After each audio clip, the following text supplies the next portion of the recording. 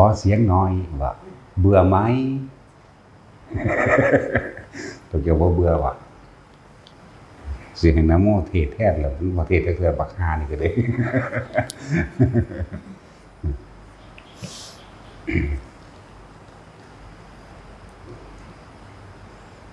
ที่จังใดเฮาเกิดมาตายอยู่แล้วเด้อ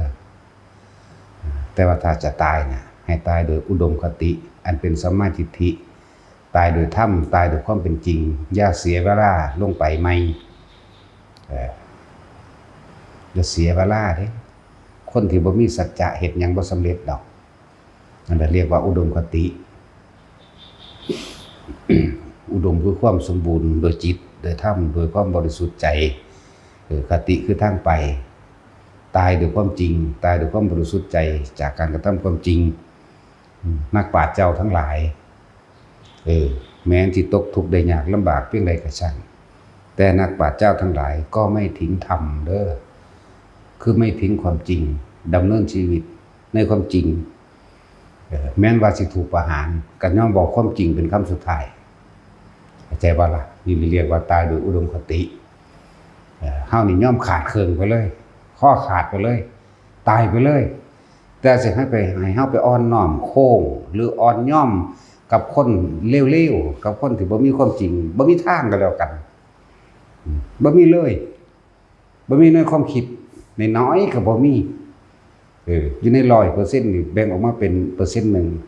แล้วมาพาออกเป็น16ส่วนแล้วอ่อนไปอีกแหมจักนิดหน่อยในส่วนที่16ก็ได้บ่มีทางนะนั่นแหละจะเสียเวลาลงไปสู่อบายไหมทางเห็นตั้งน้ำก็ตายอยู่แล้วนั่นแหละแต่พวกเข้าที่ทำความมั่นใจในตัวเองแล้วก็ตามประสบการณ์จริงในชีวิตจริงของเจ้าของเองตัวเองถึงพระรัตนตรัยแท้จริงบ่ต้องยอมรับตัวเองเด้ถ้าเราบ่ยอมรับความจริงเราสิบ่ได้ความจริงเข้าใจบ่สำรวจความคิดเห็นของเจ้าของเองว่าตัวเองถึงพระรัตนตรัยแท้บ่ถือเอาธรรมเป็นใหญ่บ่ถือเอาคำสอนพระพุทธเจ้าเป็นที่พึ่งทางไปบ่ถือเอาพระสงฆ์เป็นที่พึ่งทางไปบ่ยังมีความเสื่ออยู่บ่ยังมีความเกรงอกเกรงใจอยู่บ่เกี่ยวกับการถือเลิกงามยามดีเนี่ยโง่ห่งโง่เห่งลายมือดูหมอจังสิถือการสะเดาะเคราะห์เสียเข็นจังสิยังมีอยู่บ่ยังมีความเกรงใจอยู่บ่ยังมีว่าผีอันนั้นอันนี้ดลบันดาลนั้นนี่ให้ยังมีอยู่บ่เพราะเขาต้องล้างออกให้เบิดเด้บ่แม่นธรรมดาเด้เชื่อว่าพญานาคสิซอยให้ร่ำรวยบ่เชื่อว่าเลิกการเดินทางเลิกการขึ้นบ้านใหม่เลิกการเปิดร้านค้าซื้อรถออกรถเลิกการแต่งงานมื้อนี้ยังมีอยู่บ่เฮาต้องยอมรับความจริงในตนเองเด้เฮานี่บ่มีเลยแบ่งแอกสว่ามันมีอยู่10ส่วนจังซี่เอาส่วนหนึ่งของ10ออกมาพาอีกเป็น10ส่วนหรือเป็น100ส่วนมีน้อยๆอยู่บ่มีจักบ่ล่ะบ่มีเลยขนาดนั้นเด้อแต่ผู้ใดยังมีอยู่นั่นน่ะคิดเบิ่งดีๆยังมีความเป็นห่วงอะไรอยู่เป็นห่วงกังวลถ้าโอ้ยคือยังแม้กระทั่งเรื่องตั้งสงฆ์ตั้งศา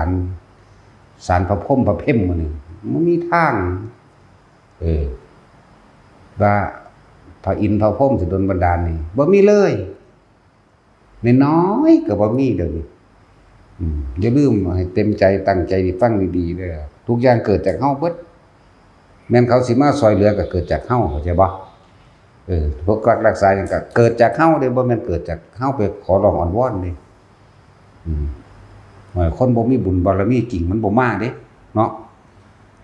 จังซั่นแล้วเพราะฉะนั้นเฮาสิง้ออยู่บ่ได้คือง้อคือด่าตลอดเนาะจักด่าเขาเฮ็ดหยังด่าให้พวกเจ้าฮู้นั่นแหละปาดโถเพิ่นคือปานนี้เพิ่นบ่ย้านเลยบ่หรือเขาหักคอบ่นี่แม่นบ่ล่ะไสยศาสตร์มนต์ดำมื้อนี้บ่มีในความคิดของเฮาเลยว่าเฮาสิเชื่อบ่มีเลยเด้ บ่มีคนสั่งเฮานี่บักหลายๆนี่มันคือบ่ใส่เฮาตายซั่นเนาะเคยคิดออกกว้างๆไกลๆในไสยศาสตร์มนต์ดำก็ดีเขาบ่เฮ็ดระเบิดเด้แม่นบ่เขาบ่เฮ็ดระเบิดนิวเคลียร์เขาบ่มาเฮ็ดระเบิดเขาบ่เฮ็ดจรวดเด้แต่ว่าไสยศาสตร์ต่างๆมันเฮ็ดได้นั่นแล้วเขาก็ไปจ้างไสยศาสตร์ฆ่ากันตัวเนาะสิไปเสียทหารเฮ็ดหยังสิไปเสียมือปืนเฮ็ดหยังโอ้ยสั่งประธานาผู้ดีบ่ดีผู้ดีเด้ไปเอาหมออันผู้ดังๆมาเฮ็ดทันตัวเนาะแม่นบ่ล่ะพวกปัญญาอ่อนทั้งบัดนั่นแหละพวกไสยศาสตร์แล้วมึงคือทำงานหากินอยู่สันโคตรพ่อโคตรแม่มึงสิมีมาแม่งซะตั้งใดเนาะไม่เฮ็ดใส่กูแน่เถิดเฮ็ดใส่กูแน่นั่นแล้วท่าทายอีกต่างหากคือบ่มีเฮาบ่เชื่อเลยนั่นแหละเฮาเชื่อธรรมเฮาเชื่อความจริงเฮาเชื่อโตเฮาเองพร้อมนั่นแหละว่าทุกคนสำรวจตัวเองเด้อผู้นั้นใส่ผู้นี้ผู้นี้ใส่ผู้นี้โอ้ยพวกปัญญาอ่อนพวกเลยสมองหมาอีกหมามันยังบ่ได้เชื่อไสยศาสตร์เด้เนาะหมาบ่ได้ย่านผีเด้ไปหากินในปราสาทก็เลยมันว่าต้องขี้ร้ายแต่ขี้ร้ายยังย่านผีอยู่เด้มันไปหากินเวลาเขาเผาคนเนาะเขาสิเอาอาหารข้างกินไว้นำมื้อนั้นแหละมันก็ไปหาหย่ำกินขวาบอยู่เด้ซั่นจังซั่นแล้วสำรวจตัวเองดีๆเด้อจังดอกเฮาบ่มีเลยเบิ่งว่างกว้างทอรอบจักรวาลนี่สิไปแปะเปื้อนเฮาแค่นิดนึงก็บ่มีเรื่องความเชื่อเรื่องเหล่านี้บ่มีเฮาเรียนรู้มาเบิดแล้วบ่เป็นจริงแล้วก็บ่มีจังซั่นแล้วสาริกาลิ้นก้านบางสิเนาะลิ้นหมาที่มันมีอยู่หยังหน้าท้องว่าเมตตามหานิยมบักไข่บักเคยบักพวกโรคขาดสารอาหารมันตายน้ำเป็นบ่จักนั่นบ่ล่ะมันสิมาดังทั้งใดเจ้าแม่นั่นเจ้าแม่นี่อยู่ทางทะเลจังซี่เรือล่มมันตายบ่แม่นเจ้าแม่รู้จักบ่ล่ะจังซั่นตัวทุกอย่างมีแต่เฮาสร้างขึ้นมาเองโดยจินตนาการบ่เคยเห็นตัวจริงมันเนาะสร้างขึ้นมาโดยจินตนาการโดยความเชื่อเด้คือพวกไปหาขอศาลนั่นศาลนี่ศาลพระพรหมศาลพระอินทร์ทั้งใดก็สร้างศาลเวทสุวรรณสุวรรณสร้างศาลหยังก็แล้วแต่ขอให้เจ้าของสอบได้นั่นสอบได้นี่มึงก็จะเรียนติมึงจะไปสอบเป็นหยังเนาะทุกอย่างมันมีเหตุพระพุทธเจ้าสมัยตะเก้าก่อนเนาะก็ได้บ่ได้เว้าเรื่องว่าไสยศาสตร์มีเด้อมันว่าล่ะแน่มันเป็นตะขังตัวรุ่นนั่นนะบ่ได้มีผ้าเพิ่นบ่ได้ผ้าลงหน้าท้องกับไผเด้ล่ะบ่ได้เฮ็ดคงกระพันหนังเหนียวก็บ่มี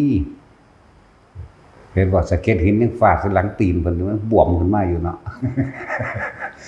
ซั่นเลยมีแต่สัจจะเท่านั้นมันป่วยวะป่วยปวดหัวเป็นประจำปวดหลังเป็นประจำแน่เพิ่นก็ไข้คือกันนั่นแหละเวลาเพิ่นไข้เพิ่นป่วยมาเพิ่นก็บอกโมคคัลลาแสดงโพธิ์ต้องเจ็ดให้ฟังในหน้าก็เพิ่นก็เอาธรรมได้เป็นเครื่องเพิ่นคล้อยจิตใจไปตามธรรมทั้งที่เพิ่นเนี่ยเป็นผู้แสดงก่อนหมู่เนาะนั่นแหละมันก็ลืมอาการนั้นไปมันก็เศร้าตัวเสร็จแล้วท่านให้พระโมคคัลลาเป็นผู้แสดง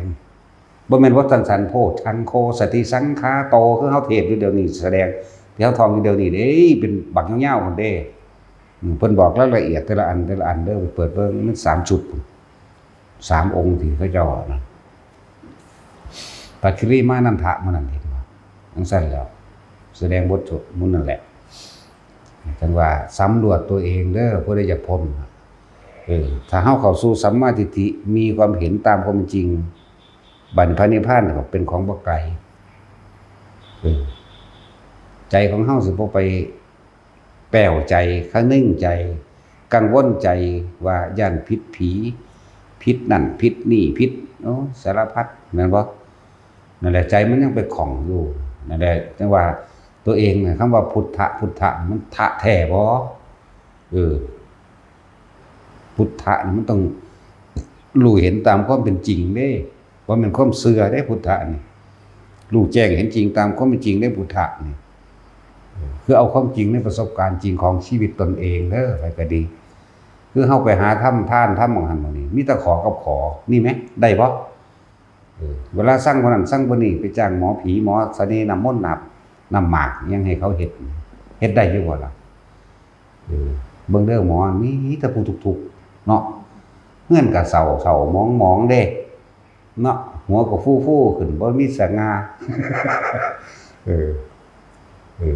อีหลีนี่เด้พวกเกี่ยวสังเกตว่าอัน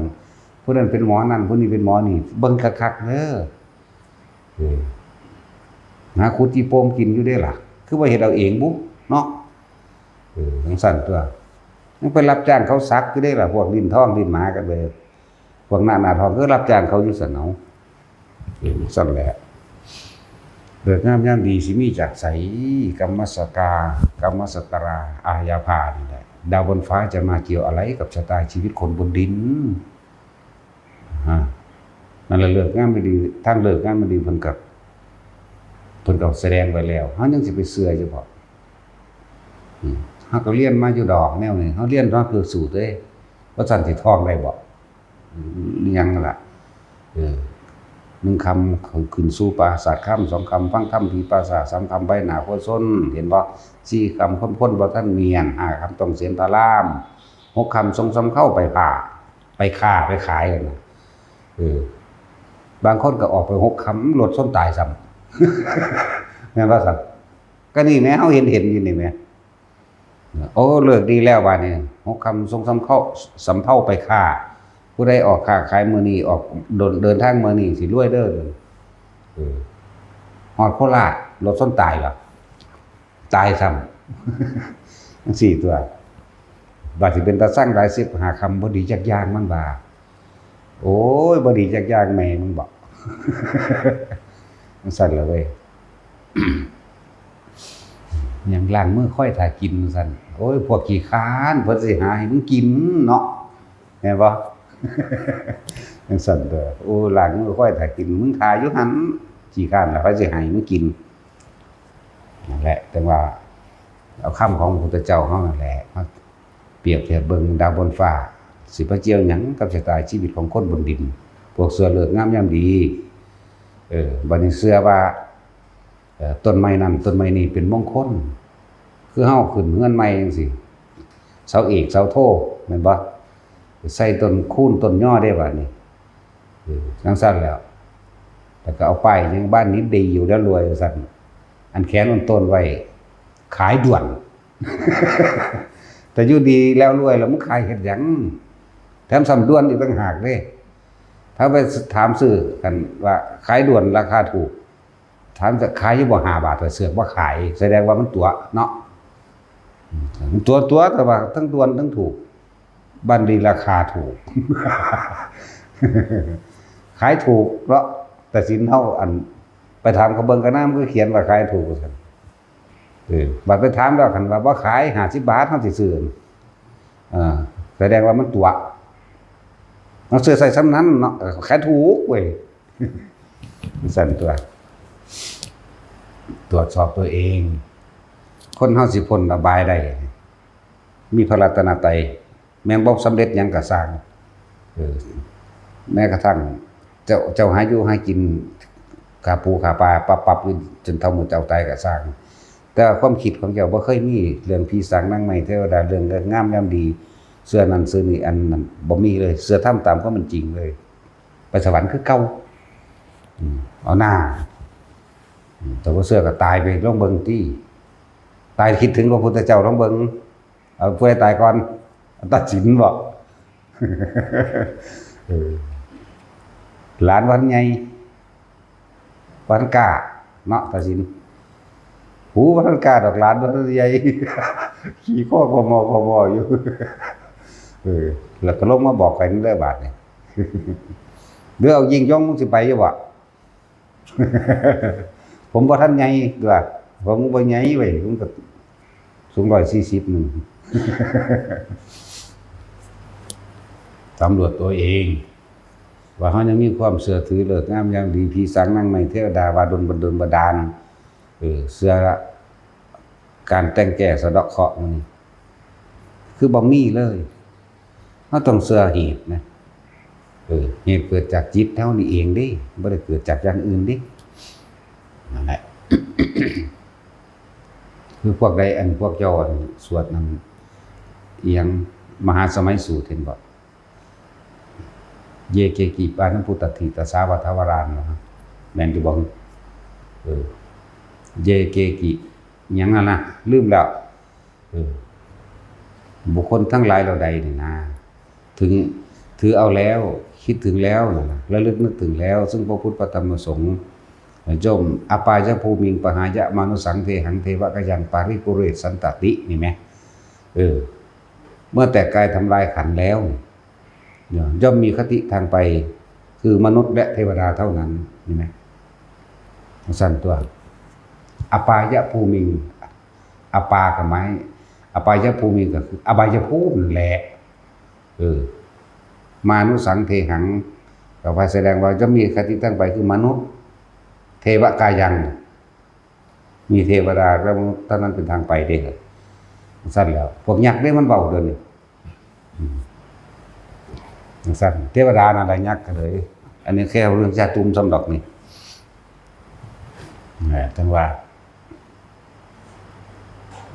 ความคิดของเขาบอกไปเลยลึกถึงสิ่งศักดิ์สิทธิ์ว่าเขาสิดลบันดาลความสุขความทุกข์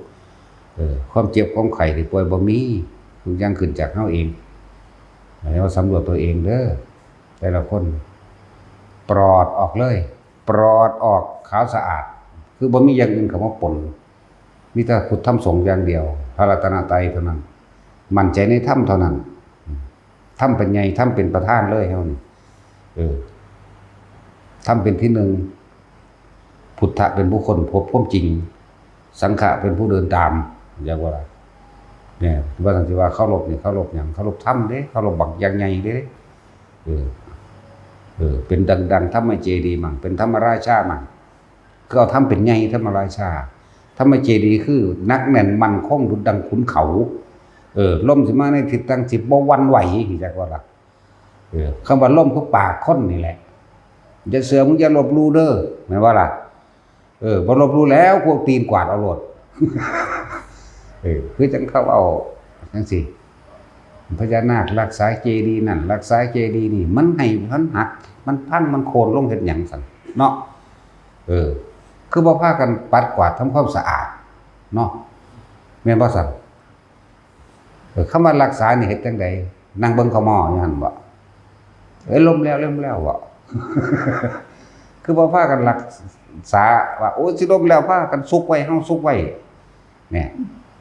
แต่ซุกบ่ไหวบ่อยู่โอ้ยล้มแล้วก็สั่งรถอิฐรถปูนรถหยังมาเฮ็ดบูรณะขึ้นใหม่ตัวมีแต่คนได้เฮ็ดนะเนาะพูดแล้วเอาบัตรประกาศหาเรียไล่ร่วมบูรณะว่าเลยบ่ซั่นตัวนั่นแหละ บ่มีเลยในความเชื่อเรานี่สิบ่มีเมตตามหานิยมจังซี่โอ้ยมันสิไปทำงานหยังมันก็ว่าเอาแต่คำเดียวนั่นก็ได้ตัวเนาะคนก็นิยมชมชอบว่าเอานั่นอันนี้มาให้ก็นั่นแหละตรวจสอบตัวเองว่าตัวเองเป็นพุทธศาสนาแปลว่าหนทางเดินของท่านผู้รู้ทั้งหลายนี่เฮาเดินจริงบ่พุทธะแปลว่ารู้แม่นบ่ศาสนานี่แปลว่าหนทางเดินของท่านผู้รู้เฮานี่เขาเดินสู่ท่านผู้รู้จริงบ่นั่นท่านแล้วถ้าวัตศาสตร์ซื่อๆแปลว่าความรู้เข้าใจบ่หรือว่าศาสนาแปลว่าทางเดินของผู้รู้อย่างสั้นแต่ของนี่รู้จริงบ่ล่ะวัดกับเขาพระเจ้ากับนกเนาะอันนั้นมันบ่ได้แม่นเด้ยิ่งประเภทว่าผู้เป็นเจ้าอาวาสวัด สอนไปทางถือผีสางนางไม้เทวดาปั่นพญานาคดิหันไปไกลใหญ่เด้อไปบักใหญ่เลยไปทั้งตำผู้ใดถือผีสางนางไม้ได้สิ่งศักดิ์สิทธิ์เข้าใจว่าโดนบันดาลไปเกิดเมืองผียุบพุ่มตำๆนี่แหละไฟใหม่มากก็โอ้ยไฟใหม่เมื่อแล้วโลดน้ำท่วมมากก็โอ้ยพากันขนของขึ้นโพนตุ้มม่องนึงเด้อถือว่านั่นคือขาดฝนตกมาน้ำท่วมตุ้มม่องเฮาซื่อๆท่วมบ้านเขาหรอกไฟใหม่มาน้อยก็สร้างแม่นเขาเจียวตีนอย่าไว้อีกทั้งนึงชิบหายเบิดบ้านล่ะเรื่องสิเด้พวกบวงสรวงเจ้าพ่อเจ้าแม่คือต่างๆนานานี่เขาบอกเฉพาะคนที่หันหน้าเข้าสู่สมาธิเด้พวกเสื้อก็สร้างแล้วเนาะตัวไผตัวมันเด้พวกเสื้อก็สร้างแล้วแต่ว่ามีก็เฮ็ดได้กูแม่เนาะบอกมาขากูแม่ส่งมาแม่พญานาคหรือต้มกินนี่สิเป็นนาคสิงห์บะงูอ่ะตาแหตาปลาเฮ็ดตำหวดเขาปูนเบิด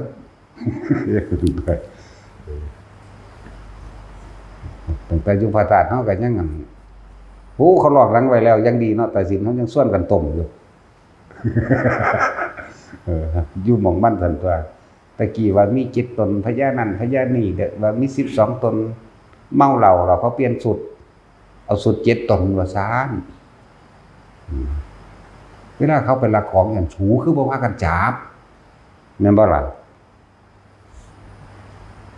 ตอนนั้นพระธาตุล่มจังซี่คือบ่พากันสุกไว้ให้มันล่มเฮ็ดหยังเนาะเห็นแต่คนตัวว่านี่โอ้ยบอกบุญขอเชิญร่วมบูรณะปฏิสังขรณ์ดีมั้ยเนาะคนได้ล่ะรถปูน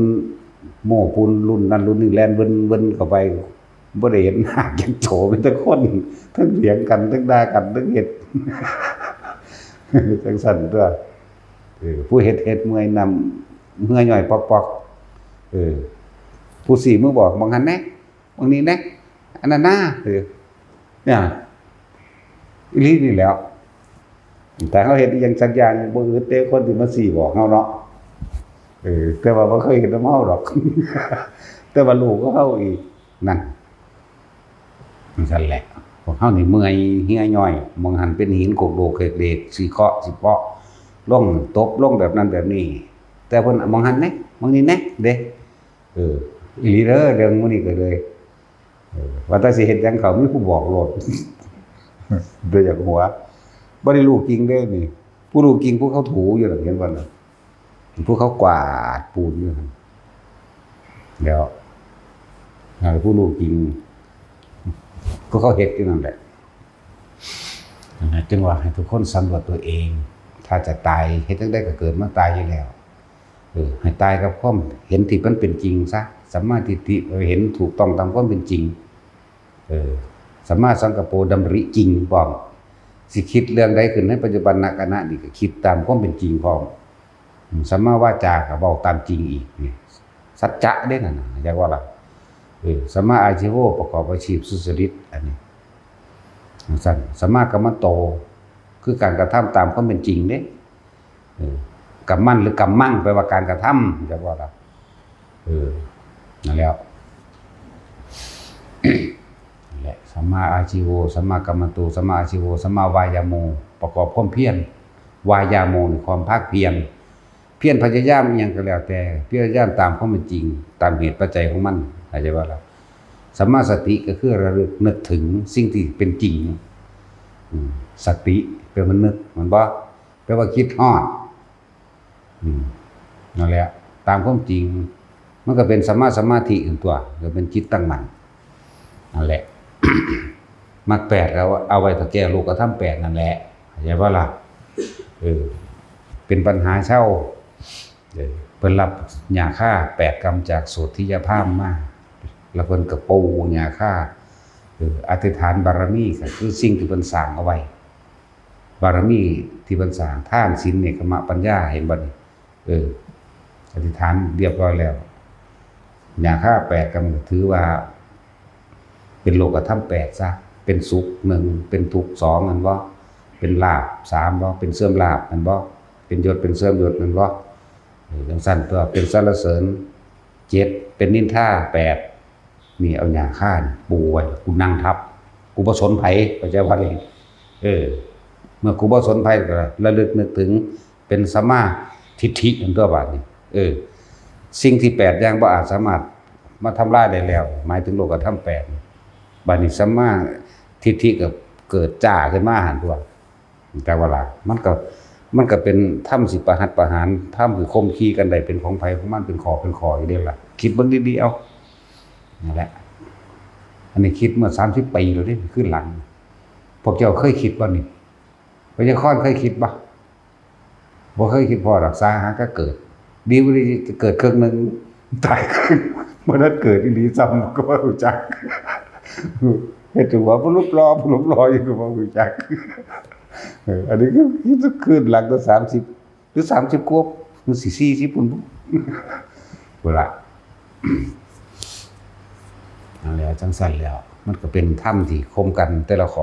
เอาไปกบเกลื่อนกันเบิ่งเด้อมันซั่นเป็นปัญหาเช่าซื่อดอกเรียกว่าเช่าปัญญาลักษณะนั้นทุกคนสิบ่เป็นผู้ที่ตกต่ำคือห่างไกลจากอบายภูมิเอาธรรมมาเป็นเครื่องสำรวจตรวจสอบตัวเองกับชีวิตการดำเนินชีวิตของเจ้าของเองโดยเฉพาะคำว่าความเชื่อกับความจริง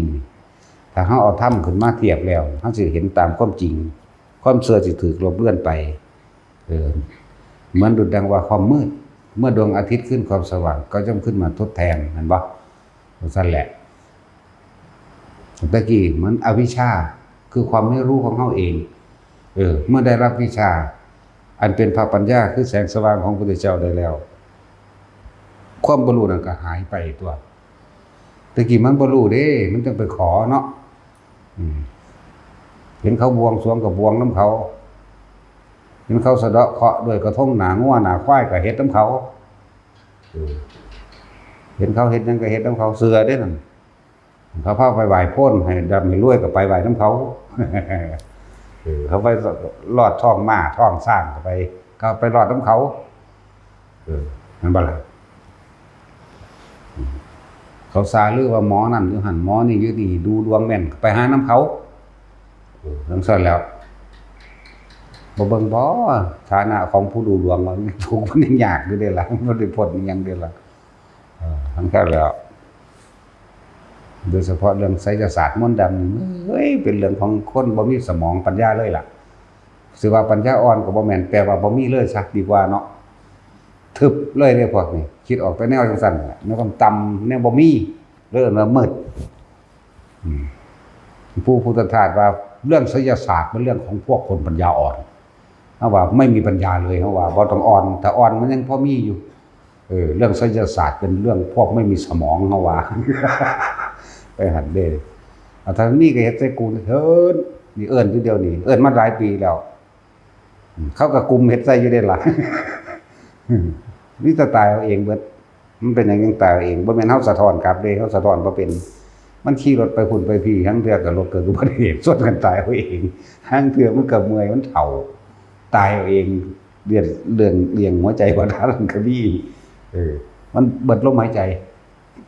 มองมันสุดมันบ่มีอากาศหายใจมันลืมหายใจสำรวจตัวเองเด้อใครก็ดีฟังอยู่ทั่วโลกนี่เดี๋ยวนี้แหละสำรวจตัวเองสำรวจความเห็นตัวเองนั่นแหละทิฏฐิแปลว่าความเห็นนั่นแหละสำรวจเข้ามาคักๆกูยังมีความเชื่อเรานี่อยู่บ่สีประจำวันจังซี่เรื่องเกี่ยวกับวันเกิดวันนั้นเป็นนั่นเกิดวันนี้เป็นนี่เนาะพวกเขาดูดวงไว้ท่านจะรวยอายุ30 ปีนึงพอดีอายุ30 ปีเต็มเป็นซื้อเลขเบิด11,000ให้หมอดูมันรับผิดชอบแน่เด้อกูไปซื้อเบิดถึง11,000นึงกูบ่ถึงหยังจักบาทจัดการมันโลดมึงตัวกูคักแท้โลดเด้อแต่ความก็โง่ให้ตัวเองเนาะนั่นแหละตำรวจดีๆถ้ามีความคิดถูกต้องตามความเป็นจริงแล้วความเห็นนั่นแหละความเห็นถูกตามความเป็นจริงแล้วนะ เรียกว่าสัมมาทิฏฐิแล้วพระนิพพานเป็นของบ่ยากมันจะเดินทางตรงเลยได้บัดนี้มันบ่อ้อมบ่ค้อมหยังอีกเด้บ่ซิกแซกแล้วก็บ่กลับหลังตรงดิ่งอย่างเดียวนั่นคือว่าสัมมาทิฏฐิมรรคมีองค์8หนทางแห่งความบริสุทธิ์ตัวนั้นแหละที่เพิ่นว่ามรรคมีองค์8เป็นแก้เป็นเครื่องรู้แก้โลกธรรม8ก็ว่าแต่ถ้าคนมันมีสมาธิแล้วมันก็เห็นอริยสัจพร้อมแม่นบ่ล่ะซั่นตัวมีสมาธิแปลว่าจิตตั้งมั่นตั้งแต่กี้เฮาบ่มีฐานที่ตั้งแห่งจิตเฮาบ่เคยตั้งมั่นบ่เคยสงบนั่นแหละบ่เคยสงบนิ่งพอสิสังเกตหยังได้เพราะว่ามันไปตามสิ่งที่มันเกิดตัวไปตามตาที่เห็นหูได้ยินรูปได้ยินเสียงไปบัดเดี๋ยวมันตั้งมั่นแล้วนี่มันก็เห็นทุกข์เกิดขึ้นจากหยังนั่นตัวมันก็ฟังเพิ่นเทศเข้าใจตัวพุทธเจ้าเทศแม้การเกิดเป็นทุกข์แก่เป็นทุกข์เจ็บเป็นทุกข์พัดพรากจากสิ่งที่รักก็เป็นทุกข์อยากได้สิ่งใดแล้วไม่ได้ดังสิ่งนั้นก็เป็นทุกข์นะสุดท้ายแล้วก็ความตายนั่นแหละเป็นทุกข์แน่มันบ่ล่ะตะกี้มันมีแต่ความอยากได้กับอยากได้มันมองข้ามสิ่งเหล่านี้เพราะว่ามันบ่มีความสงบมันบ่มีสมาธิจิตบ่ตั้งมั่นเพิ่นว่าร่างกายนี่ไม่ใช่สัตว์ไม่ใช่บุคคลเราเขาเนาะร่างกายนี้ไม่จีรังยั่งยืนเป็นของไม่เที่ยงเป็นรังของโลกนะถ้าร่างกายนี้ว่าเป็นของเราก็จงบังคับว่าจงอย่าแก่จงอย่าเจ็บจงอย่าป่วยบัดนี้เฮาเถียงได้ตะกี้เฮาบ่รู้แม่นบ่ล่ะถ้าบ่แม่นของเจ้าของจะเป็นของหมาตัวใดยังไปว่าอยู่เด้แต่ว่าบ่แม่นเฮาว่าเด้ผมบ่ได้เคยว่าจังซี่ผู้อื่นได้เว้าให้ฟังคือจังเฮาแนะร่างกายบ่เป็นของเจ้าของบ่เป็นของเจ้าของเป็นของหมาตัวใดมันว่าก็เลยถามเคยปวดแขววะเคยคือบ่บังคับให้มันบ่ปวดซั่นนั่นเคยปวดหัวบ่เคยร้อนบ่เคยหนาวบ่คือบ่บอกมันว่ามึงอย่าหนาวมึงอย่าร้อนมึงอย่าปวดเหี่ยวแหมแม่นได้เนาะเด้อแน่จังซั่นเด้ถ้าผู้พ่อเป็นตะแก่ได้เฮาแก้เด้ถ้าบ่แก้ได้ก็ไล่หนีโลดเด้แต่แน่กิ่งหอให้เบิ่งหน้าจังซี่มึงมาหาแม่มึงหยังโลดเด้กูเลยสะอ่อนไผเด้กูสิหอให้มึงเบิ่งแม่งยังกูหอบ่เป็นแม่นบ่ล่ะบางคนก็บอกแน่กิ่งกับเอาจังๆดอกนะรางวัลที่1นี่มันว่าเด้อุ้ยถ้ากูฮู้กูก็ซื้อเอาเองต้องซื้อให้มึงเฮ็ดหยังได้บาดนี้แต่สิมาเว้าเรื่องนั้นหนีได้จากนี่โลดเด้จังซั่นแล้วก่อนสูสิมานี่สูฟังอยู่บ่ขอของขังแน่มาขอของดีแน่ถ้าเฮาบอกไปซื้อเอาซุ่มนั่นซื้อแล้วก็ขังเจ้าของไว้จังซั่นแล้วเครียดได้บัดนี้เครียดปานว่ากูสิสะอ่อนเด้จังซั่นแล้วมีแต่บอกกูผูกคอตายเด้อบ่ได้เครียดเนาะคือมึงจะอยู่โดนก็ดีเนาะมึงสร้างบาปสร้างกรรมให้ตัวของหลายโพดแต่เครียดหลายก็ไปผูกคอตายเนาะว่าท่านเห็นไผผูกด้วยสั่นเพราะว่าบ่มีจดหมายมาถึงกูผูกคอตายเพราะมึงกูเครียดให้มึงบ่ได้มีแหมบ่แสดงว่าบ่มีผู้ใดเครียดเนาะมันสิมีผู้แทรกแซงได้ถ้าเขาตายจริงๆเป็นปาราชิกตายแมงเบิดโลกกันกูหังคิดคักเนาะมีแต่สิสกายคิกแล้วจักว่าล่ะลูกถีบสายฟ้าได้แม่นบ่ซั่นสกายแปลว่าหยังแปลว่าฟ้าเนาะคิกแปลว่าหยังแปลว่าถีบนั่นแล้วลูกถีบสายฟ้ามันสิถือตีนกูซ้ำนั้นไปหันเด้เฮาก็แสดงว่ามันบ่มีผู้เขียนตัวมันบ่เขียนจดหมายบอกไว้เขียนจดหมายบอกไว้แล้วก็ผูกคอตายองค์โตไว้ที่ว่าเนาะครับส่งให้มาดอกบ่มีผู้เขียนจักคนนั่นแหละสำรวจตัวเองเฮานี่บริสุทธิ์จริงบ่ในความนับถือพุทธธรรมสงฆ์หรือเอาธรรมเป็นใหญ่นี่ให้มันบริสุทธิ์ปลอดโปร่งเลยหรือว่ามีศาลอันนึงเขาหม้ออยู่น้ำข้างภูเขายกมือไหว้จังซี่เนาะเฮาก็เห็นซื่อๆไม่ใช่ลบหลู่ไม่ใช่ดูถูกแต่เราเฉยๆแม่คือบ่ไหว้ตามบ่มีความเชื่อว่าสิ่งทั้งหลายเหล่านั้นสิรักษาเฮาได้แม่บ่แม่นทำลายแล้วก็บ่ให้ความเห็นหยังก็เรียกเบิ่งก็รู้ซื่อ พ่อเข้าใจว่าล่ะเนี่ยไม่เห็นเด้เวลาขี่รถไปบางคนหรือไปฮอดบางหันปุ๊บโค้งนั้นปุ๊บมีสารเต็มอักลากที่เขาเฮ็ดไว้เนาะบีบแย่ติ๊กติ๊กติ๊กติ๊กติ๊กติ๊กติ๊กติ๊กผู้นั้นผู้นี้ยกมือไหว้ดอกยกมือไหว้เอามือตบหัวพร้อมเด้เนาะสาธุเด้อคือสิว่าปกปักรักษาลูกหลานเด้อว่าเด้ฝุ่นบักมันขับรถผมสิรักษาสู่ตอนนั้นเห็นว่าล่ะแล้วมันง่วงนอนงวากไปจักบาทมันพากันปีนลงหันรถนั่นแล้วเฮาก็เหลียวเบิ่งอยู่เฮาบ่ได้ให้ค่าอีหยังไม่ให้ค่าแล้วก็ไม่ด้อยค่าเฉยๆเข้าใจบ่ดีเฮาบ่ให้ค่าแล้วก็เฮาบ่ด้อยค่าเฮาเฉยๆสิเว้าให้ฟังสิว่าลบลู่ก็มันเฉยๆมันสิไปมีอีหยังกันเนาะบ่ได้ให้ค่าบ่ได้ด้อยค่าบ่ทำลายพร้อมอยู่ซื่อๆนี่แหละอันแล้วพอความเชื่อมันบังคับกันบ่ได้แต่เฮาเอาความจริงความเชื่อเป็นเรื่องของความคิดแหละสุคนอยากให้สำรวจตัวเองพวกเจ้าสิใช้ชีวิตง่ายขึ้นพวกเจ้าบ่ต้องไปคลำตะกี้คือว่านั่นล่ะถ้าคนตายก็บ่ให้เข้าบ้านตายจากทางอื่นมั่งบ่ให้ซักผ้าบ่ให้สีข้าวกันกินข้าวอยู่เนาะ หรือว่ากินแต่เจ้ากินอยู่บ่บ่ให้ซักผ้าบ่ให้เอาฟืนเข้าบ้านบ่ให้สีข้าวโอ้สารพัดเฮาเฮ็ดขวางเบิดนั่นแหละกูบ่มีฟืนเขากูก็เอาเนาะ นั่นแล้วมันผิดกฎหมายหมดแล้วก็ไปนั่นซะทีนั่นแหละก็หลายอย่างที่เฮาบ่รู้แต่ว่าเมื่อพระธรรมของพระพุทธเจ้าเฮาแสดงออกมาแล้วความรู้ได้เกิดขึ้นแล้วก็เฮาสิยังสิไปสงสัยหรือว่าอย่าถ้าบ่เชื่อก็อย่าลบลู่อยู่เด้อบ่ได้ลบลู่บ่ได้ทำลายบ่ได้ให้ค่าและด้อยค่าแต่ว่าเฮ็ดไปตามความเป็นจริงแล้วก็บ่คุ้มผู้ใดเชื่อนำหรือเห็นตามพอเว้าให้ฟังเด้บ่ได้เว้าให้เชื่อได้นี่เข้าใจบ่ล่ะเว้าให้ฟังแต่ยังถืออยู่คือเก่าก็ไปถือเอาตัวเรื่องของเจ้าแหมเนาะคือว่าอย่าเชื่อลบลู่เด้อท่านบ่ได้ลบลู่นอกจากว่าอย่ามาท่าตีนกวาดถ้าท่าน่ะตีนกวาดแต่ถ้าอยู่โดยปกติก็ซื่อๆอยู่ไม่ให้ค่าไม่ด้อยค่าไม่ทำลายอยากว่าอยู่ซื่อๆนี่แหละบาดนี้คันสิว่าเฮานั่นไปเว้าของเขาเชื่อเด้ซั่นกูเว้าให้ฟังจังซั่นแล้วเชื่อบ่เชื่อก็สร้างกันเนาะก็จังกูว่ากูบ่เชื่อเนาะมันฟังบ่เข้าใจไม่ได้ให้ค่าไม่ได้ด้อยค่าไม่ได้ทำลาย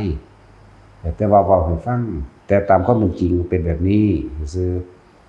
จะให้ทุกคนสำรวจตนเองเด้อถ้าเข้าสู่สัมมาทิฏฐิมีความเห็นถูกต้องตามความเป็นจริงคนนั้นอยู่ใกล้พระนิพพานแล้วนั่นแหละหนทางความบริสุทธิ์มรรคมีองค์8เน้นย้ำแต่ว่าเลิกงามยามดีมันคนแต่งงานมันคือมีเลิกสุคนอยู่เนาะแต่งงาน3เทื่อก็เลิกกันเก่าแล้วแหละ มันคือว่าเป็นไปตามเลิกเดียวเลิกแรกมันคือเลิกกันอยู่ซั่นเนาะแต่งเก่าเทื่อก็เลิกกันเก่านั่นแหละเห็นบ่ล่ะสั่นตัวนี่พูดถึงเรื่องเลิกงามยามดีมันสิมีมาจากไสถ้าสิพูดถึงเรื่องมงคลติถ้าผู้ใดได้ศึกษาในคัมภีร์ที่ปณีมงคล38นี่มันเป็นตาให้คนเรียนจบนี่ทั้งตัวนี่เรียนซำนี้แหละบ่ต้องไปหาเรียนดอกปริญญาตรีโทเอกเรียนมาเรียนคมเหงกันซื่อถ้าเรียนมงคล38จบเข้าใจรู้แจ่มแจ้งโลกนี้บ่ฆ่ากันบ่แม่นสิไปอ่านเอาแต่คำแปลสั้นๆนั่นเด้มันเป็นเล่มหนังสือเพิ่นมีคติตัวอย่างเป็นนั่นเป็นเรียกว่าเป็นธรรมบทแต่ละอันมาให้เฮาเปรียบมาให้เฮาเทียบให้เฮาคือให้ได้จะให้ตามความเป็นจริงตามความเห็นจริงเลยนะแล้วก็มาน้อมเข้ามาสู่ประสบการณ์จริงชีวิตจริงเฮาได้เด้มงคล38หนังสือคัมภีร์ที่ปณีมงคล38 พวกเฮาสวดตะอาเสวนาจะพาลานังปันทิตานันจะเสวนาปูชาจะปูชนีจะนังเอตัมมังกาลมุตตมังเฮาสวดได้แต่ปากแต่เนื้อในแก่นแท้มันสิความรู้จริงของเฮาต่างหากนี่เฮาสว่างกระจ่างแจ้งหรือยังเห็นบ่ล่ะอันซั่นแล้ว ที่เขาเจ้าแปลให้สั้นๆนั่นเด้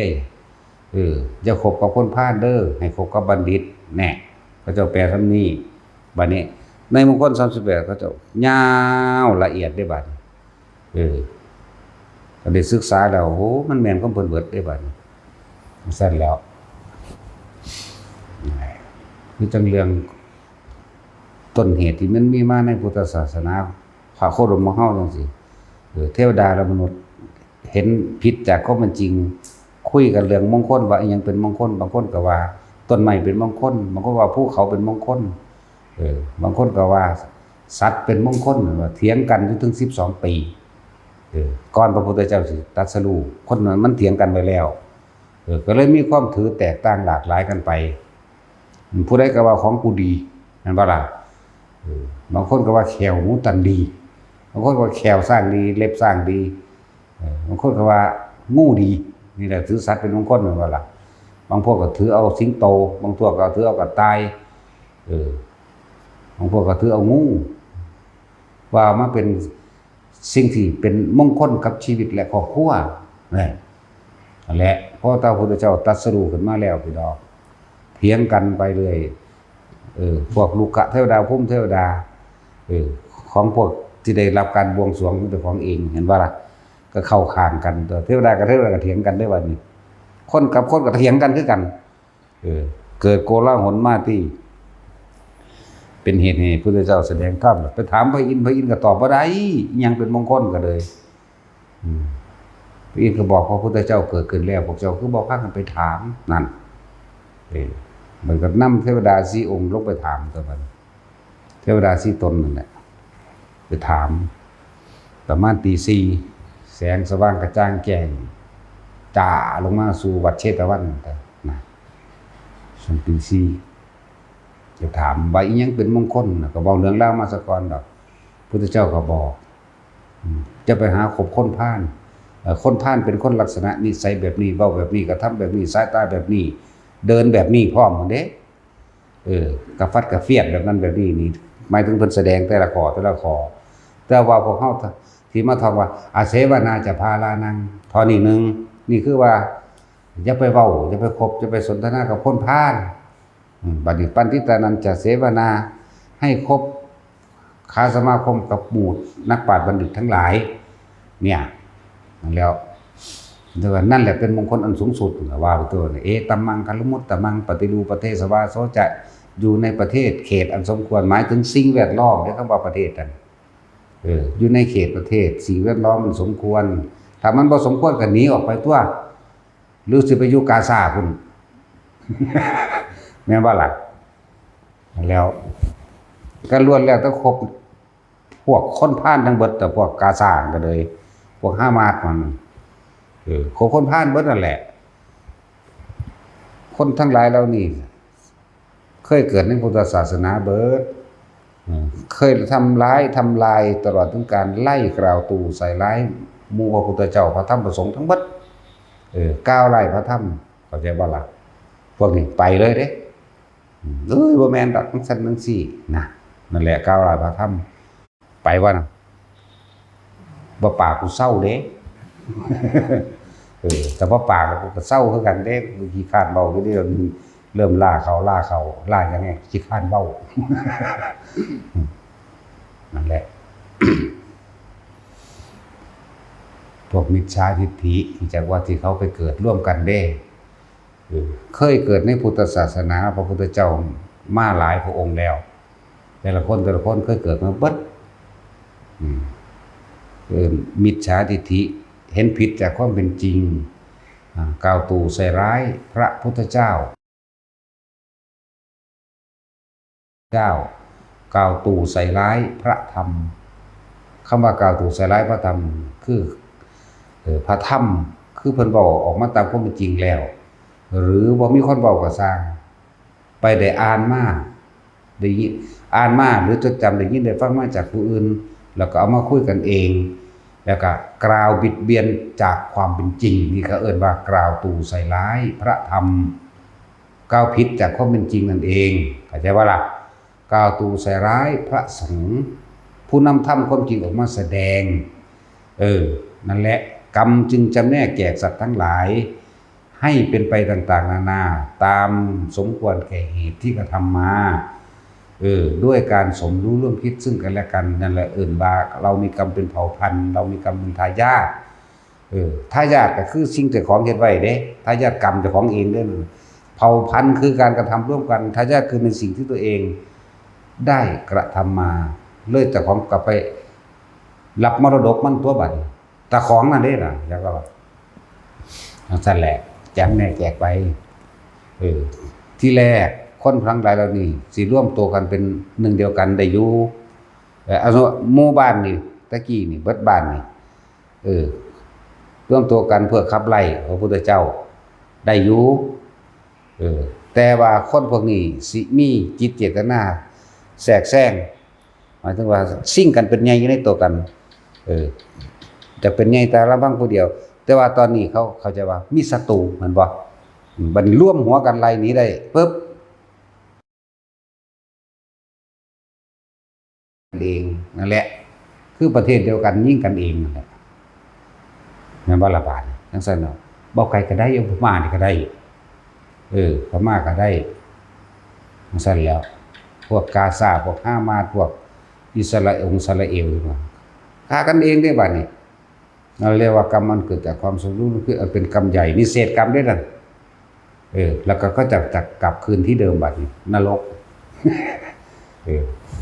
มิจฉาทิฏฐิอย่าลืมว่ามันร้ายแรงยิ่งกว่านั่นตริกรรมที่สำนึกได้เด้มิจฉาทิฏฐิจักว่าคือเขาบ่ได้เคารพพ่อแม่เขาเองบ่เคารพปู่ย่าตายายเห็นบ่นี่ไม่เคารพปู่ย่าตายายไม่เคารพมารดาหรือบิดามารดาและบิดาไม่มีคุณพระเจ้ามีคุณพระเจ้าโคตรพ่อโคตรแม่ได้สิมีคุณตัวนี้มันเป็นเรื่องจินตนาการสร้างขึ้นแม่นบ่ล่ะผู้ใดเป็นพ่อมันผู้ใดเป็นแม่มันเนาะพระเจ้าทั้งได้สิมาสร้างโลกตอนพ่อกับแม่มันเอากันมันจะเอากันอยู่หม้องใดตัวนี้เนาะนี่คือมันบ่หาเหตุบ่ได้ทุกอย่างมันเกิดจากเหตุปานนั้นครับแต่ว่านักวิทยาศาสตร์เชื่อสิ่งที่พิสูจน์ได้ว่าซั่นพระเจ้ามันพิสูจน์บ่ได้มันจังเสือเสยอยู่แม่นว่าซั่นคือบางพวกก็เชื่อว่าโลกแบนเบิ่งดูนั่นน่ะโอ้ซั่นแหละบัดนี้คันเชื่อเรื่องพระเจ้านี่แหมพระเจ้าเป็นผู้ไถ่บาปจังซี่แหมพระเจ้าเป็นผู้สร้างโลกนะเกิดก่อนตัวเพิ่นยังว่าบ่ได้สร้างโลกมันเกิดขึ้นเองโดยธรรมชาติของมันไงเนาะ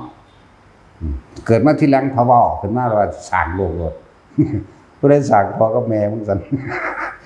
ตัวนั่นแหละมันหาเหตุที่มาบ่ได้เลยไปโยนความดีและความบ่ดีให้พระเจ้าซั่นแล้วแนวจังซี่เฮาเชื่ออยู่บ่เหตุภาเวปภาวะเยได้เฮาทำทั้งหลายคือสิ่งทั้งหลายทั้งปวงจ้องมีเหตุให้เกิดมันจึงเกิดขึ้นได้อิมัสสมิงสติอิทังโหติเด้เฮาเพราะสิ่งนี้มีสิ่งนี้จึงมีเด้ว่าสั่นอิมัสสุปาทานิรุจติเพราะสิ่งนี้ดับไปสิ่งนี้จึงดับไปนี่มันเป็นเหตุเป็นกลไกเป็นปัจจัยเป็นผลของมันเองใช่มั้ยดังสั่นตัวนั่นแหละจะเอาอีหยังมาเสือในสิ่งที่มันพิสูจน์ได้บัดนี้บ่ซั่นสิว่าพุทธะบ่สัจจะบ่ความรู้นี่เป็นความรู้ของจริงที่สามารถพิสูจน์ได้เลยอันนั้นพิสูจน์บ่ได้พระเจ้าเป็นผู้สร้างว่าดีไหม ถ้าพระเจ้ามันมีจริงสร้างสงครามมาหยังแม่นบ่ล่ะสร้างคนพิการมาหยังสร้างน้ำจืดน้ำเค็มมาหยังคือว่าสร้างเป็นน้ำเดียวกันเฮ็ดสร้างคนพิการมาหยังบางคนก็พิการมาตั้งในท้องเนาะสั่นไปล่ะสั่นตัว แต่ว่าพระเจ้าเป็นผู้เมตตาหาแมงบอกแต่เมตตามันคือคนทุกข์คนยากมาเห็นอย่างสันคือว่าเอามาเสมอกันรวยเสมอกันมีอยู่มีกินเสมอกันร่างกายสมบูรณ์อาการ32เสมอกันเป็นทุกข์เป็นยากเห็นอย่างเนาะสร้างความร้อนมาหยังสร้างความหนาวมาหยังมันคือว่าเอาปกติอุ่นเย็นสบายดีแม่นบ่ซั่นเพราะฉะนั้นตัวมันมีอยู่บ่ซั่นน่ะแต่ว่าเมตตาบ่แม่นทุกอย่างเกิดจากเหตุมีเหตุทั้งนั้นเลยตัวเองนั่นแหละก็ทำไว้จึงได้รับผลของกรรมนั้นสืบไปตราบใดถ้ายังมาเชื่อว่ามีพระเจ้าตราบใดที่ยังเชื่อสิ่งศักดิ์สิทธิ์ตราบใดที่ยังเชื่อมงคลตื่นข่าวอันอื่นอีกหลายอะไรอย่างกระจมต่อไปนั่นเด้แม้นไม่อยากจมก็จมเด้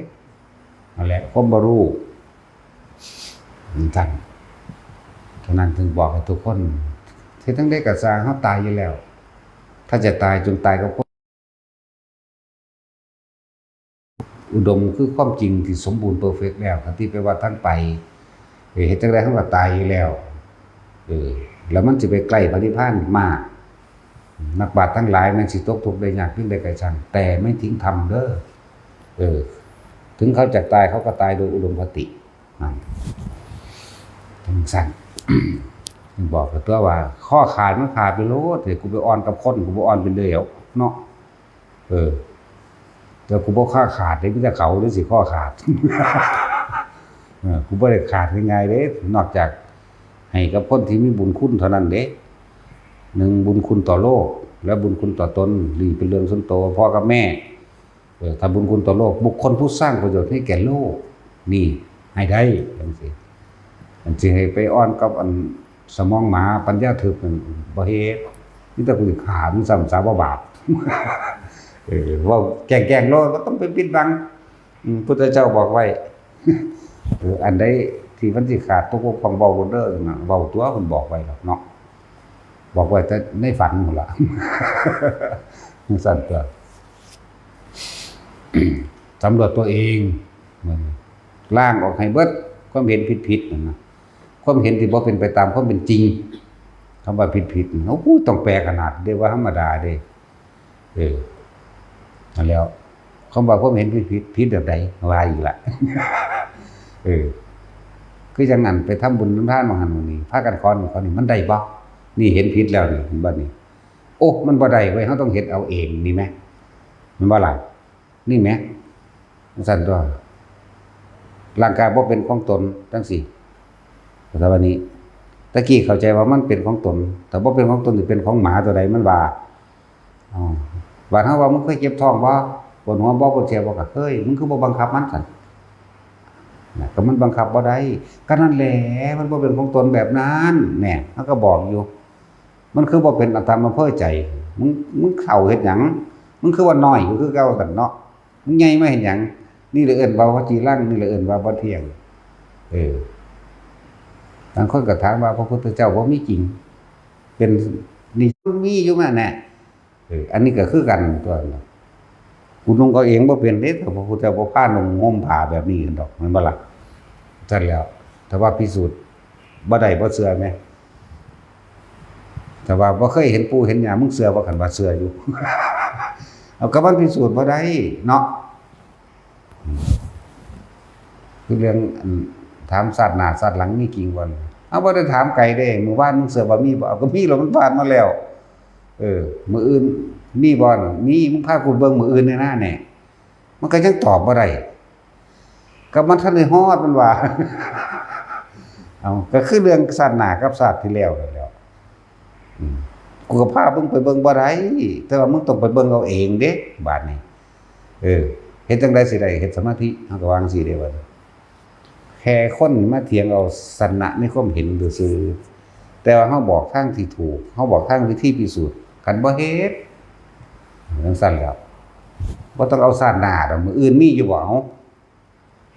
มื้ออื่นบ่มีสำหรับเฮาเด้สิบอกให้มื้อวานก็บ่มีมื้ออื่นก็บ่มีมื้อนี้มื้อเดียวดีพร้อมฟังมันเข้าใจเด้อพรุ่งนี้ไม่มีสำหรับเราเด้อชาติหน้าก็ไม่มีสำหรับเราบ่มีพรุ่งนี้กับชาติหน้า กับภพหน้าอิหยังเกิดก่อนกันภพหน้าเด้อย่าลืมมื้ออื่นยังไกลอยู่ภพหน้าเกิดจากความคิดและความรู้สึกอารมณ์นี่ภพเกิดแล้วตายปั๊บมันก็ชาติแล้วนี่น่ะภพชาติเกิดเร็วกว่ามื้ออื่นเด้เข้าใจว่าล่ะฉะนั้นเฮาจึงบ่มีภพหน้าบ่มีชาติหน้าบ่มีชาติหลังบ่มีมื้อวานแล้วก็บ่มีมื้ออื่นพร้อม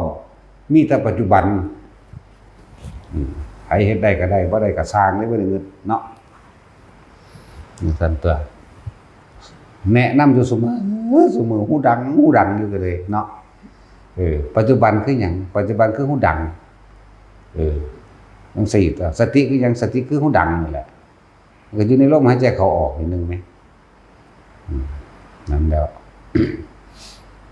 แต่ว่าให้เฮ็ดอยู่ซ้ำๆนี่แหละสิไปหวังอีหยังกับมันบ่ต้องหวัง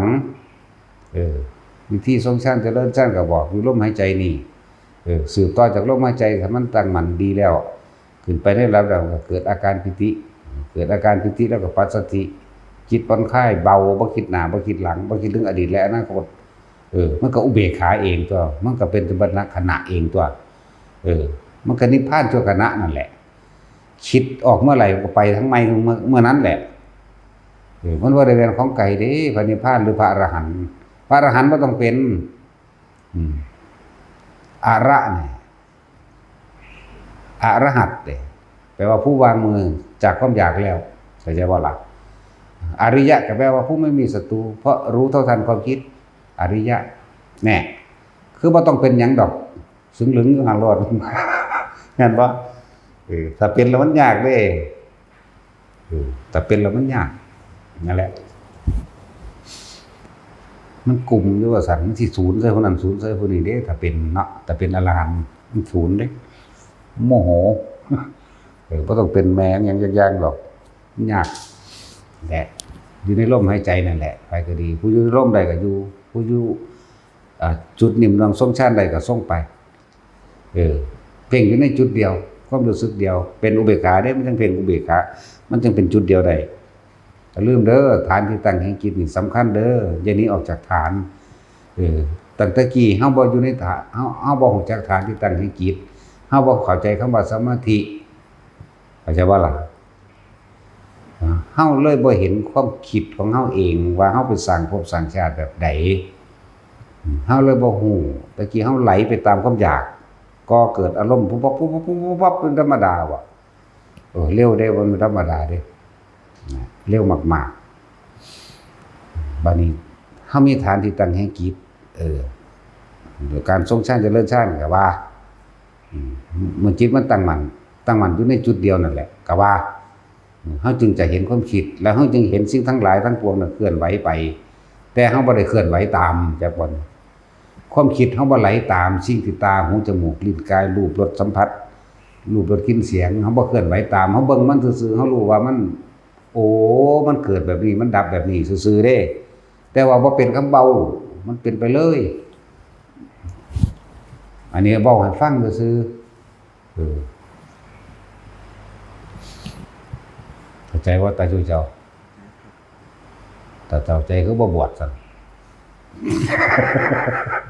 บ่แต่แนวเขาฆ่าเนาะตาสิบ่แต่แนวเป็นตาสั่งบ่จังได๋เป็นหนี้4ล้านสาเด็กน้อยเกิดว่านี่มันเป็นหนี้ยังกระดอกกระเดียตั้งเฒ่าเนาะแต่ว่าตาสิน40 ปีมันเฒ่าแต่เนาะอีฟ้ามึงทั้งเตะเสียงอยู่อีหามึงเยอะว่าเบิดยางนั่นล่ะมึงยังแต่ปากเบิดยางอายจักบ่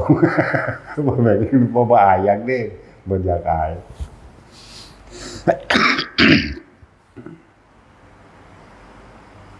ทุกคนเกิดมาตายอยู่แล้วแต่ว่าจะตายถิ่มซื่อๆโดยบ่มีอุดมคติคือทางไปดังนั้นก็ไปโดยอุดมคติมีสัมมาทิฏฐิเป็นต้นแล้วก็เชื่อมั่นในธรรมบ่อ่อนไหวแข็งแรงดุจดังขุนเขาเรียกว่าเอาธรรมเป็นปฏิตั้งเอาธรรมเป็นใหญ่แล้วเอาธรรมเป็นราชาเป็นแล้วธรรมเจดีย์แ แข็งแกร่งล่มถึงมาได้ทั้งทิศทั้งสิบมันบ่หวั่นไหวผู้เขาหินแท่งทึบเด้นี่เกิดว่าธรรมเจดีย์อีหยังสิเกิดขึ้นมันบ่หวั่นไหวถึงจะตายก็ตายโดยอุดมคติเฮ็ดจังได๋มันก็ตายอยู่แล้วไม่เอาผู้ใดสิรีอยู่ไสเอาสิไปรีบ่ไดเนาะบ่มีผู้ใดหนีได้เด้รวยมึงรวยรู้มึงซื้อบ่ได้ดอก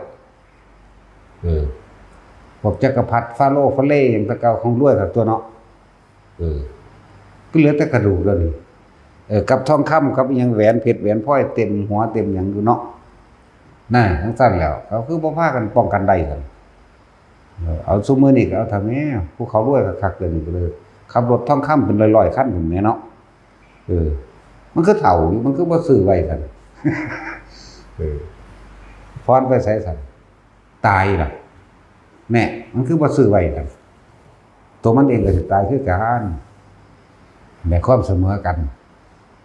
ธรรมะเป็นของสรรพสัตว์ทุกอย่างทุกชนิดอีกบ่ว่าคนบ่ว่า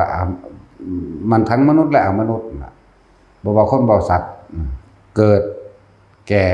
เจ็บตายเสมอกันเบิดแล้วผู้ใดเอาธรรมบัดนี้เห็นตามความจริงเข้ามาฝึกหัดดัดจิตเป็นผู้คิดผู้นึกจากบัดนี้เมื่อคิดนึกแล้วก็เกิดความรู้สึกในความพอใจไม่พอใจ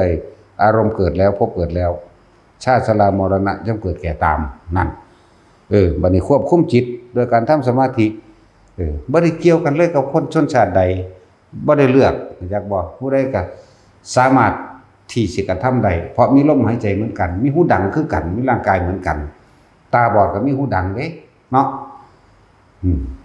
พิการแขนขาขาดก็มีหูดังอยู่มั้ยถ้าบ่ซั่นก็ตายทั้งตัวแต่มันยังมีหูดังหายใจได้อยู่มั้ยแล้วบ่เลือกฝรั่งอังกฤษบ่มีศาสนาเข้าใจบ่ล่ะแต่ว่ามีธรรมคือความเป็นจริงนี่คำว่าบ่มีศาสนาบ่เลือกศาสนาใดศาสนาหนึ่งบ่ได้เกี่ยวกับศาสนาพอที่เรียกว่าศาสนาพุทธพอแยก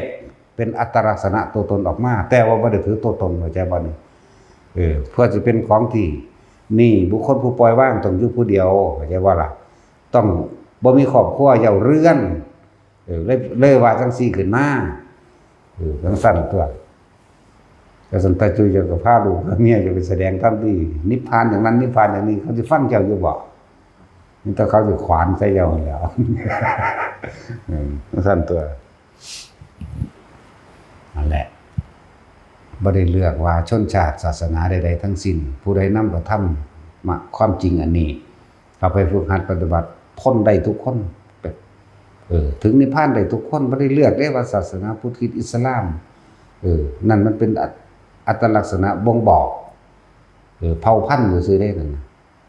มาล่ะแต่ความจริงแล้วมันบ่มีหยังเลยเด้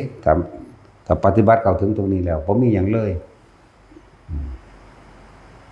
คนทุกคนมีลมหายใจอยู่ในหูดังเหมือนกันมีร่างกายแบบเดียวกันตาบอดก็เฮ็ดได้หูหนวกก็เฮ็ดได้แขนขาขาดก็เฮ็ดได้แม่ได้เรียนหนังสือบ่ได้เรียนหนังสือก็หายใจเป็นอยู่เด้บ่ได้ไปเรียนได้วิธีหายใจแม่หรือมีผู้ใดเรียนอยู่บ่วิธีหายใจชั้นป .1 ชั้นป .2 มีอยู่บ่ว่ามีใหญ่ขึ้นมาโดยลมหายใจแท้ๆกินลม 99% เด้ว่าล่ะร่างกายนี่อาศัยลม 99% เด้เอาแม่ลมหักออกว่าบ่มีลมมันตายเลยนั่นสั่นเลยแต่ว่าเคยคิดถึงลมเนาะคิดถึงตะผู้นั้นผู้นี้อยากร่ำอยากรวยอยากจังสั่นจังซี่ให้มีคนมาเคารพนับถือเจ้าของเองอยากได้ชื่อเสียงเรื่องลือแนวนั้นแนวนี้กินแล้วบ่พอยังมากามอีกกามบ่พอยังมาเกลียดอีกเนาะจังสั่นแล้วนี่มันยากมันเกลียดนี่เลยเด้อนี่ซ้ำสิหาอยู่หากินสืบพันธุ์ไปซ้ำตายมันบ่ได้ยากดอกเนาะมันบ่แม่นพี่แต่ผู้มีเกียรติยศศักดิ์ศรีเป็นที่เรื่องลือว่าเป็นนั่นเป็นนี่เข้าไปล่ะมันก็หาตัวอื่นก็มาอีกมีเมียหนึ่งบ่พออยากได้100นึงนั่นแหละปฏิเสธบ่ได้นะวันนี้เนาะเสร็จแล้วแต่เฮาอยากได้ล้านบ่ได้ได้100คือผู้เด้อันแรกมันก็เที่ยวเกิดเที่ยวตายอย่างนั้นเพราะวันอยากได้ล้านจักว่าล่ะบ่แม่นล้านซื่อๆมีแถมอีกล้าน800,000มันก็เที่ยวอยู่จังซี่แหละ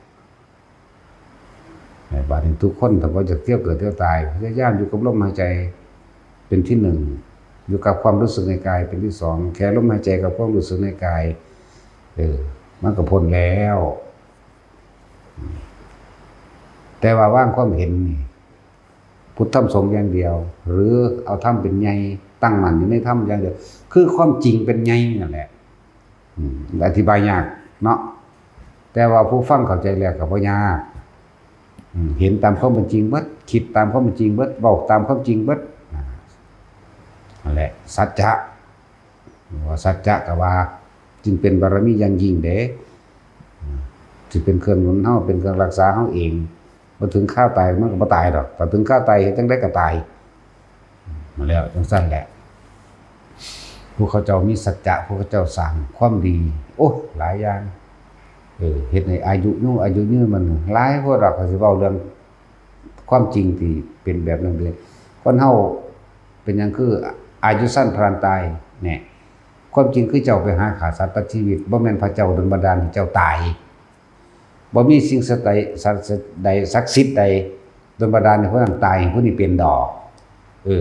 กรรมคือการกระทำของตัวเองมีใจเป็นใหญ่ใจเป็นประธานจิตเจตนาของเจ้าจิคือจิตเจมันถึงเจตนาคือการคิดรู้เจ้าคิดไปทั้งประทุษร้ายบุคคลผู้ใดผู้หนึ่งคิดถึงลูกบุคคลผู้นั้นผู้นี้จะฆ่าจะตีมันไปฆ่าไปตีมันตายซ้ำรู้เขาอายุเจ้าก็สั่นเอง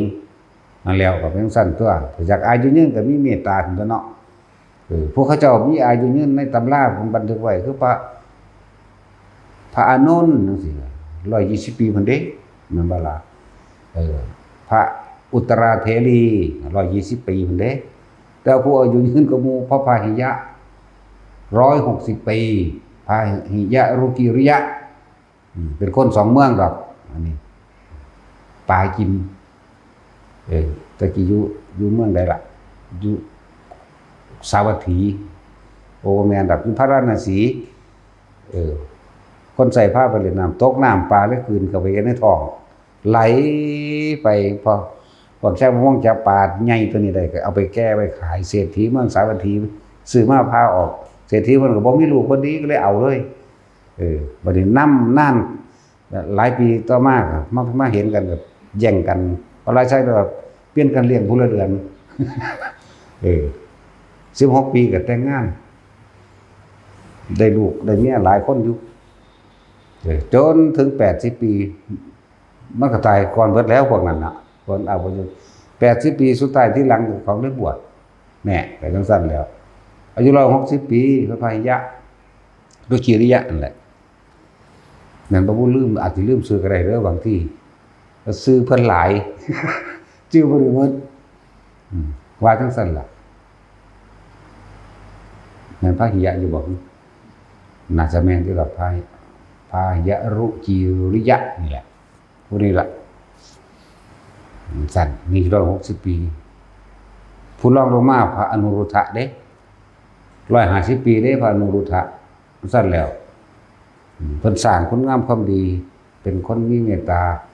มักช่วยเหลือคนและสัตว์ทั้งหลายนั่นแหละนี่แหละทุกอย่างมันมีเหตุได้ให้อายุยืนอายุสั้นก็เลยมันบ่ได้ขึ้นอยู่กับว่า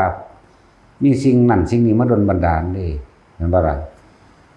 ฟังดีโลดแต่ว่าพระเจ้ามีเมตตามันสร้างคนป่วยมาเฮ็ดหยังสร้างโลกมาเฮ็ดหยังเนาะสร้างคนแขนกุ่นขากุ่นมาเฮ็ดหยังสร้างคนดังวีกมาเฮ็ดหยังซั่นเหมือนว่าล่ะเหมือนว่าอีเกียดังวีกจังซั่นก็กรรมมันอันนั้นมันบ่เกี่ยวกันเกิดมาเป็นคนขี้ร้ายดีแล้วล่ะว่าขี้ร้ายยังมีผู้เอาจังว่ายากกันเด้อสร้างคนต่ำคนสูงมาเฮ็ดหยังคือว่าเสมอกันสร้างคนหน้าใหญ่ข้างแหลมมาเฮ็ดหยังนี่ซั่นแล้วคือว่าสร้างเสมอกันเบิดพอกันเหมือนกันเบิดอาชีพการเงินการงานหรือว่าความเป็นอยู่ก็เสมอกันเบิดตัวแต่ว่ามันมีก็เลยเนาะ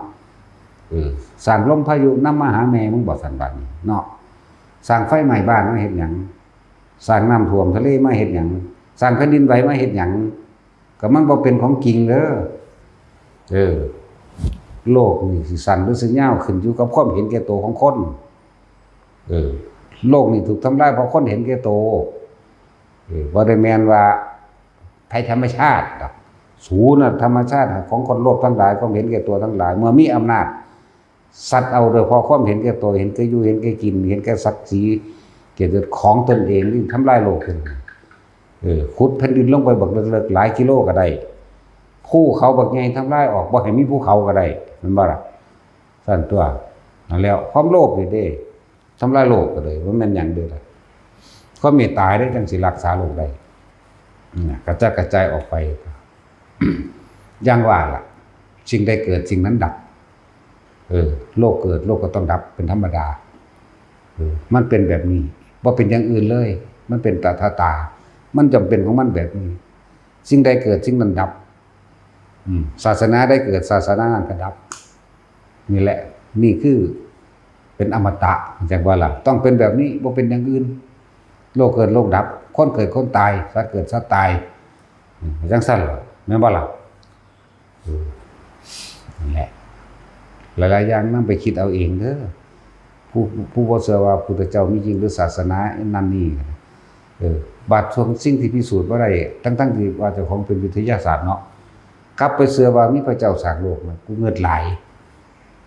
ปานนั้นก็ว่าเป็นนักฟิสิกส์เนาะมึงบ่มีศิกขาเลยล่ะนั่นมึงบ่ได้ศึกษาตัวมึงเองพอมึงศึกษาออกแต่ข้างนอกมึงบ่ได้ศึกษาข้างในฟิสิกส์แท้ๆมันต้องศึกษาจิตใจของเจ้าของและกายเจ้าของพี่แม่นว่าล่ะนังสั่นก็อันแนวพิสูจน์ว่าขันไปเชื่อแต่ก็เป็นส่วนมากผมเด้อย่างว่าขนโคกับเขาโคเนาะเป็นธรรมดานั่นแหละ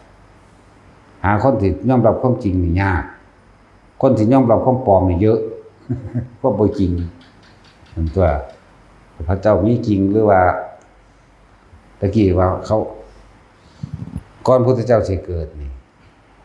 คือลัทธินี่คือลัทธิเสือพระพรหมเด้มากที่สุด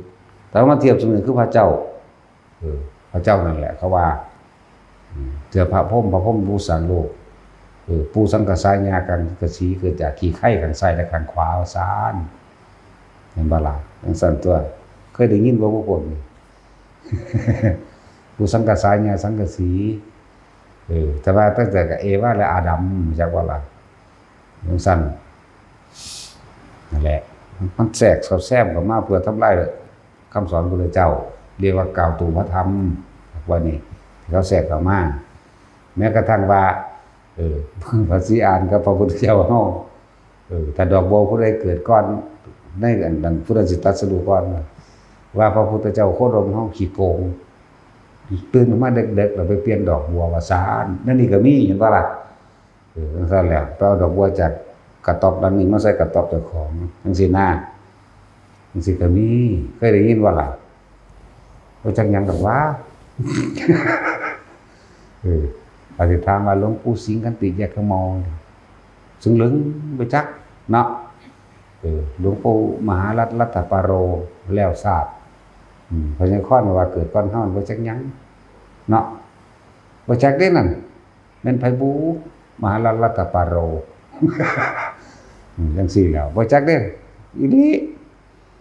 หลวงปู่สุวัตสุวโจจังซี่จักสัมบ่บุเนาะหลวงปู่สิงห์ทองว่านี่ตัดสินก็ว่ามีจักมีจักแต่พอทานนั่นแหละพวกเฮ็ดทานขายพวกนี้สิลงไปกินทานไฟอยู่ข้างใต้เอิ้นพอทานเจ้าของทานคือจังว่าจังซั่นแหละบ่ได้ไหว้ไผเด้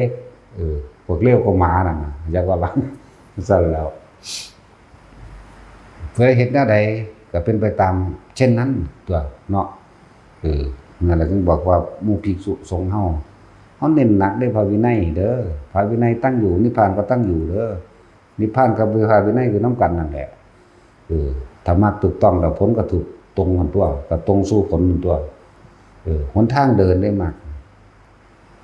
เดินไปตามพระวินัยนั่นแหละมันเป็นเครื่องรักษาเฮาก็ต้องรักษาพระวินัยก็ถ้าพระวินัยตั้งอยู่พระนิพพานก็ยังมีอยู่กับบุคคลผู้มีพระวินัยนั่นแหละ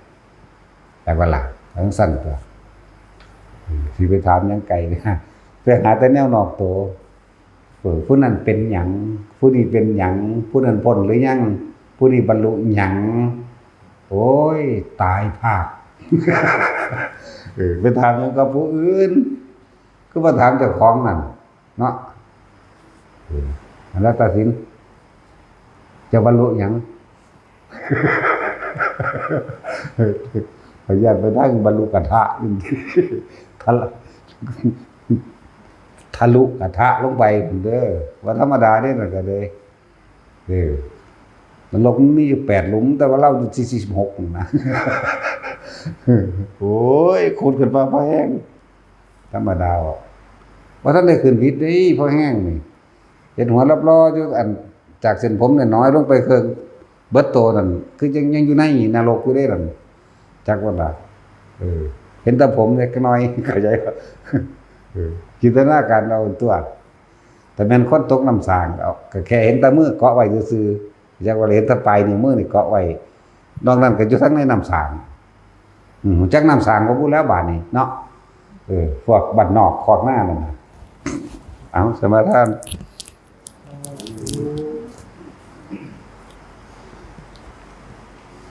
นะโมตัสสะภะคะวะโตอะระหะโต